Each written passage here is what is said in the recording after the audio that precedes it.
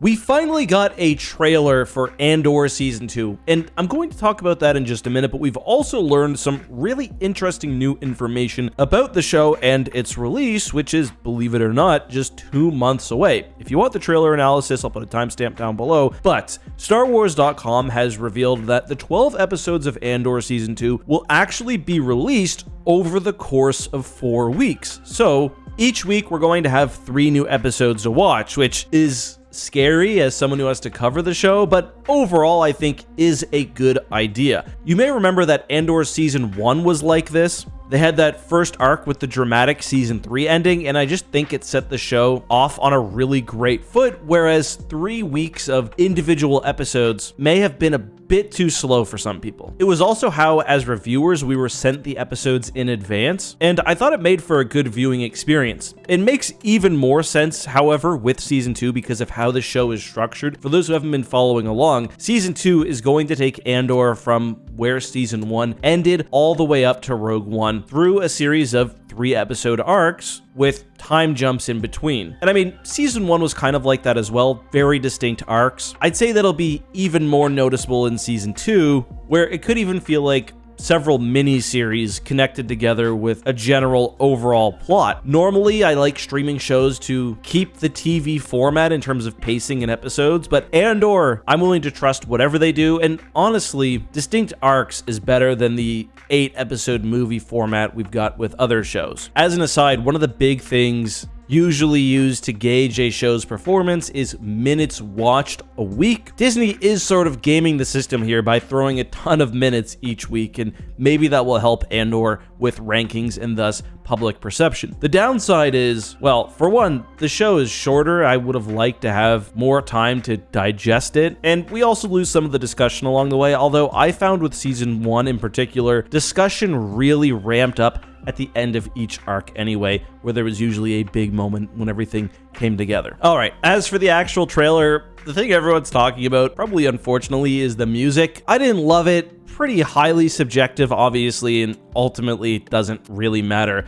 The music is probably not going to be in the show. I just think it's a bit discordant with the tone they're going for. But I've also seen them call this a teaser on StarWars.com, and undoubtedly we will be getting a longer trailer, which is probably more serious. The composition didn't work for me. I know Zach, who works on the channels, liked it. Others liked it as well. Ultimately, it doesn't matter because what was in the footage was really good. One thing that I'm really looking forward to this season is seeing Andor further radicalized, both in what he's doing and also probably his personal philosophy. That was one of the strongest aspects of Andor Season 1. I think of Marva's speech showing what it's like for the everyday man to confront tyranny and to stand up against it. Now we're seeing Andor move fully into his role as a hero, which should be a lot of fun. I also hope we do see more of one of my favorite aspects of Star Wars Rebels, which is the collecting supplies phase of the rebellion. I was super down for every mission in Rebels when they're stealing Y-Wings or even liberating cruisers for the Alliance's cause.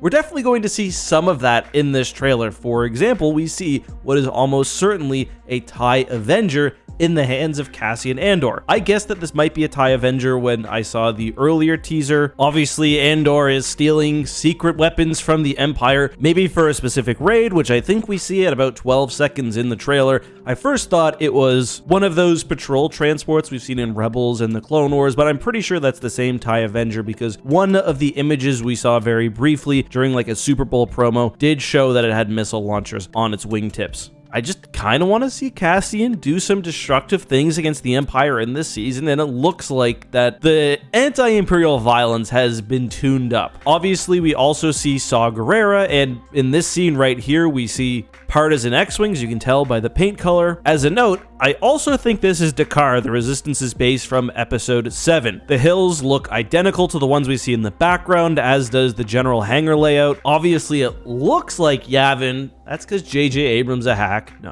I'm just kidding. I actually kind of like The Force Awakens. But yeah, I really do think this is Dakar, and we'll have to see Andor move between the various different militant rebel factions, and I do think we'll kind of see them come together at the end as well. You've got, on one end, Mon Mothma working from the inside. On the other hand, you've got Saw Gerrera ready to just do whatever is necessary. Where does Luthen and Bix and Cassian fall into that? Where will they all change? That's what we're going to discover, I think. Anyway, that scene where it looks like they're at Dakar, it seems like the Alliance has, or at least the partisans, have requisitioned an Aurora-class freighter. We saw those all the time in the Clone Wars. I absolutely could not remember the name of it. Thanks to Utter Filth Mate on Twitter for helping me out there. It's Domo and Anoka Cargo got it at the same time also. I do wonder whether this will be used in an act of terrorism. It just is like the quintessential background freighter, so I could see them throwing this in a space lane and then blowing it up, although you do see X-Wings also following it, so who knows. Either way, I mentioned briefly characters. One of the strongest aspects of Andor Season 1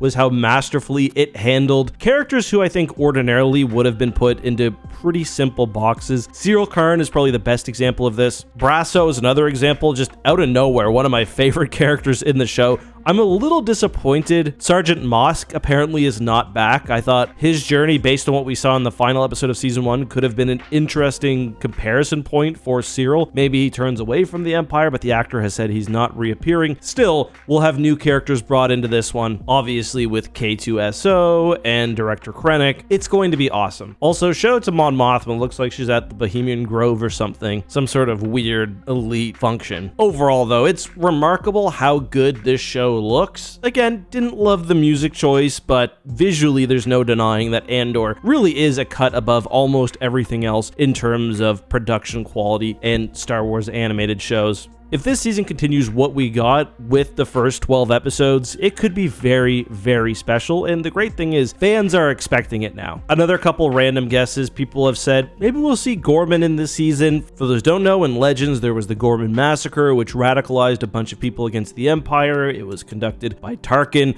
There's been reference to the Gorman in Andor Season 1, so people think it could appear here. My other guess is that this planet with all the wheat, could that potentially be Dantooine? We know that Dantooine was envisioned for Rogue One, and it looked like Dantooine did, as always looked, at least since Knights of the Old Republic, vast fields. So that would be kind of cool. Maybe they're chasing off a rebel base or something, who knows? You gotta make it work with the references to Dantooine in Episode 4, but that's my thought on Andor Season 2 and its first real trailer. I think this show is going to be so good. I don't need to see this trailer. I've got full trust in Tony Gilroy, but I think it's going to be good based on what I've seen here. The music, whatever, but again, I want to see Andor go to extremes. We see he's willing to kill fellow soldiers in Rogue One. He needs to be fully radicalized, and I also do want to see the Rebel Alliance come together, but that's my general thought. Let me know yours, of course, on everything down below, and I'll see you guys next time.